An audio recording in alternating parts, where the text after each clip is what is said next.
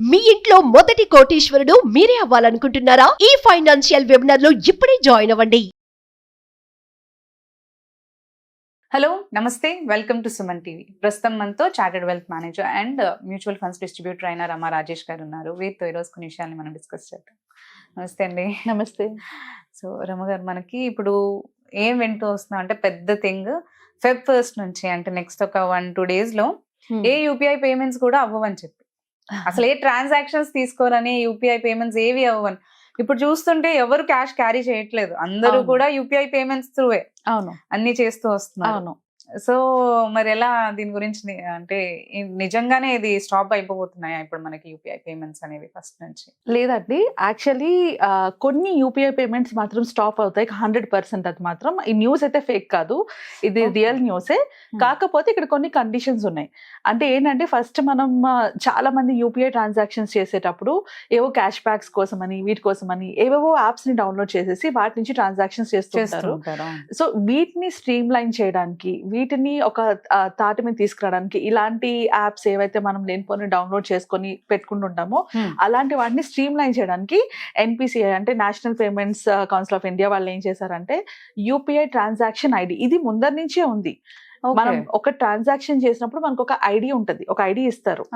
ఆ ఐడిలోని ఎలాంటి special characters ఉండకూడదు అనమాట. అంటే అండర్ అని లేకపోతే @ అని ఇలాంటి స్పెషల్ క్యారెక్టర్స్ ఉండకూడదు. సో ఇవి ఎప్పటి నుంచో ఈ రూల్ ఉంది.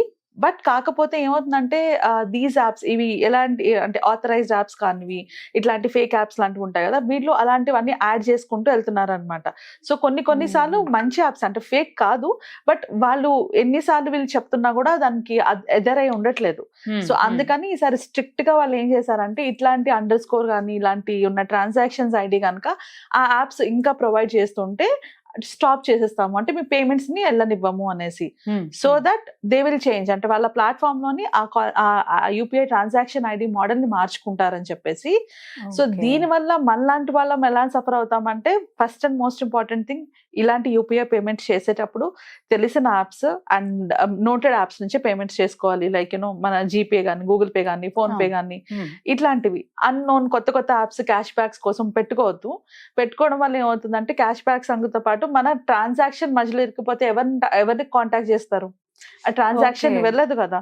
సో మనకి కాంటాక్ట్ నెంబర్ కానీ కస్టమర్ కేర్ నెంబర్ కానీ ఎక్కడ ఉండవు అలాంటి యాప్స్ లోని. సో అన్నెసెసరీ మన మనీ ఇరుక్కుపోతుంది. సో జెన్యూన్ గా తెలిసిన యాప్స్ నుంచి డౌన్లోడ్ చేసుకుని పెట్టుకోండి. ద బెస్ట్ వే ఏంటి అంటే, మన బ్యాంక్ యాప్స్ ఉంటాయి కదా, బ్యాంక్ యాప్స్ లో కూడా యూపీఐ రిజిస్టర్ చేసుకుంటే వాటి నుంచి కూడా చేసుకోవచ్చు.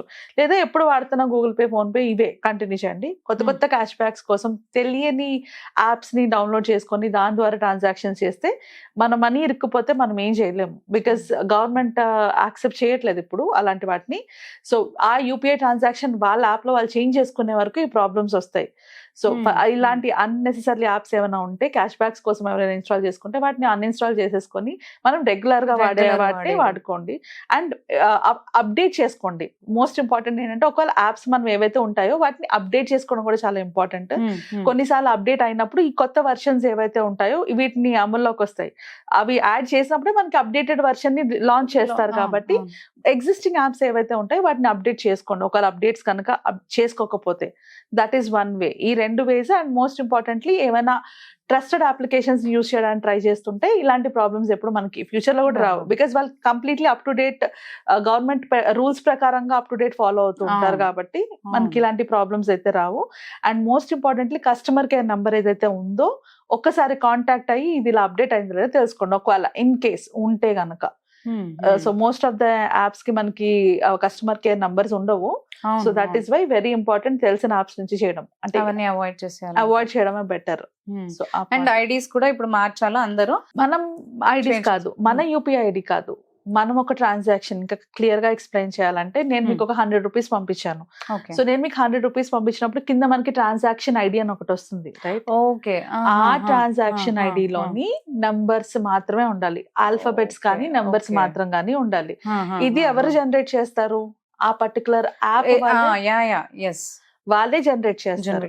సో వాళ్ళు జనరేట్ చేసేటప్పుడు ఎట్ ద రేట్ అని అండర్ స్కోర్ అని ఇలాంటివి పెడుతున్నారు. సో దీని వల్ల గవర్నమెంట్ కి ట్రాకింగ్ కి ప్రాబ్లం వస్తుంది, సేఫ్టీ అండ్ సెక్యూరిటీ ప్రాబ్లం వస్తుంది. సో అందుకు అలాంటి యాప్స్ ఎవరైతే అలాంటివి యూజ్ చేస్తున్నారో అది ఎప్పటి నుంచో వాళ్ళకి వెళ్తూనే ఉన్నాయి చేయకూడదు అనేసి, but they are not strictly following. అందుకు ఆ పేమెంట్స్ ని స్టాప్ చేస్తున్నారు. ఇప్పుడు Feb 1st నుంచి మీరు అలా కనుక చేస్తే ఆ ట్రాన్సాక్షన్ ని పంపించము, ఆ ట్రాన్సాక్షన్ ఇంకా అవ్వదు అనేసి. So that these apps gets updated. ఈ యాప్స్ ని అప్డేట్ చేసుకుంటారు కాబట్టి వాళ్ళు కూడా ఈ రూల్స్ తగ్గట్టుగా వీళ్ళు మార్చుకుంటారు. సో యాజ్ ఎ యూజర్ మనం చేయాల్సింది మోస్ట్ ఇంపార్టెంట్ తెలిసిన యాప్స్ ని వాడుకోవడం, అప్డేట్ చేసుకోవడం. ఒకవేళ మన దగ్గర ఆల్రెడీ యాప్స్ అందరి దగ్గర ఉంటాయి యూపీఐ యాప్స్, వీటిని అప్డేట్ చేసుకోవడం. అలా అప్డేట్ చేసుకోకుండా వాడినా కూడా యాప్ లోని ఏమైనా చేంజెస్ వస్తే మనకు తెలియదు కాబట్టి మన అమౌంట్ స్టక్ అయ్యే ఛాన్సెస్ ఉంటాయి. సో ముందు అప్డేట్ చేసుకోవడం. ఒకవేళ ఇన్ కేస్ ఏమైనా స్టక్ అయినా కూడా కస్టమర్ కేర్ తో కనెక్ట్ అయ్యి ఏమైంది అని కనుక్కోవడం, that's another way. But first and most important prevention కి వచ్చేటప్పటికి మన దగ్గర ఉన్న యాప్స్ ఏవైతే ఉన్నాయో వాటన్నిటిని అప్ టు డేట్ పెట్టుకోవడం. యూపీఐ రిలేటెడ్ గా అన్నెసెసరీ యాప్స్, క్యాష్ బ్యాక్స్ కోసం అక్కర్లేని తెలియని యాప్స్ ఏవైతే ఉంటాయో వాటిలోని డీరిజిస్టర్ చేసుకోవడం బెటర్. చాలా రీసెంట్ గా ఇప్పుడు చూసాం, అంటే ట్రాన్సాక్షన్ అవ్విన వెంటనే 1 పైసానో ఎంతో ఇస్తాడు వాడు, పెట్రోల్ కొట్టించిన వెంటనే మళ్ళీ వస్తా ఉంటాయి అవన్నీ కలిసి ఒక 10 రూపీస్ 100 రూపీస్ అలా వాడు క్యాష్ బ్యాక్స్ ఇస్తా ఉంటాడు. చాలా ఫ్రెండ్స్ యూజ్ చేస్తున్నారు, అది చూసాను. అది అలాంటి వాటి కోసమే మనం చాలా తెలియని యాప్స్ ని మనం మోస్ట్లీ ఎప్పుడైనా యాప్ డౌన్లోడ్ చేసుకునేటప్పుడు ప్లే స్టోర్ నుంచే డౌన్లోడ్ చేసుకోవాలి. బట్ ఇలా క్యాష్ బ్యాక్స్ ఇస్తున్నారని చెప్పేసి ఏదో వెబ్సైట్ లో కనిపిస్తుంది, ఏదో యూట్యూబ్ లో కనిపిస్తుంది, అది చూసి అక్కడ క్లిక్ చేసి కూడా కొందరు డౌన్లోడ్ చేసుకుంటుంటారు. ఇలాంటి వాటిలో ఎక్కువ ప్రాబ్లమ్స్ వస్తాయి. సో ఇలాంటి వాటిని కంట్రోల్ చేయడానికి ఈ రూల్. సో అలాంటి యాప్స్ కనుక యూజ్ చేస్తే డెఫినెట్లీ మన అమౌంట్ బ్లాక్ అయ్యే ఛాన్సెస్ ఉంటాయి అండ్ మన యూపీఐ కూడా స్టక్ అయ్యే ఛాన్సెస్ ఉంటాయి. ఓకే, అలా షో చేస్తున్న యాప్స్ ఏమన్నా రాంగ్ ఇంటెన్షన్ తో వస్తున్నాయంటారా? లైక్ రాంగ్ ఇంటెన్షన్ తో రావట్లేదు, బట్ గవర్నమెంట్ రూల్స్ ని కూడా ఫాలో అవ్వట్లేదు. బికాస్ గవర్నమెంట్ స్ట్రిక్ట్ యాక్షన్ ఏం తీసుకోవట్లేదు కదా. సో ఇప్పుడు వాళ్ళు స్ట్రిక్ట్ గా ఇన్ఫార్మ్ చేశారు ఇట్లాగా అనేసి. బట్ దేర్ ఆర్ పాసిబిలిటీస్ ఉన్నాయి. మనం ఎప్పుడైతే ప్లే స్టోర్ నుంచి కాకుండా బయట నుంచి యాప్స్ డౌన్లోడ్ చేసుకుంటామో ఇట్ కుడ్ బి అది ఒక స్కామ్ అయి ఉండొచ్చు, ఏదైనా కావచ్చు. సో ఎప్పుడైనా కూడా ఇన్ జనరల్ గా కూడా మనం ఏ యాప్ డౌన్లోడ్ చేసుకున్నా అది ప్లే స్టోర్ నుంచే రావాలి. అది మనీ రిలేటెడ్ అయితే 100% ప్లే స్టోర్ నుంచే తీసుకోవాలి, ఇంకెక్కడి నుంచి. అది గూగుల్ ప్లే స్టోర్ అయినా అవ్వచ్చు, లేకపోతే అది ఆండ్రాయిడ్ అయినా అవ్వచ్చు, లేదంటే యాపిల్ అయినా అవ్వచ్చు. బట్ త్రూ ప్లే స్టోర్ ఉంది. మనము బయట నుంచి వచ్చే వాటి నుంచి ఎప్పుడు చేసినా కూడా అది రిస్క్ తో కూడింది. ఎస్పెషల్లీ మనీ రిలేటెడ్ గా వచ్చేటప్పటికి అది ఇంకా ఎక్కువ రిస్క్. సో మీరు అన్నట్లు యూపీఐ చాలా ఎక్కువ యూజ్ చేస్తున్నారు జనాలు. అసలు ఇన్ December 2024 వెళ్ళేటప్పటికి ఆల్ టైమ్ హై రికార్డ్ అనమాట. 16.3 బిలియన్ ట్రాన్సాక్షన్స్ జరిగాయి మనకి ఇందులోని యూపీఐలోని.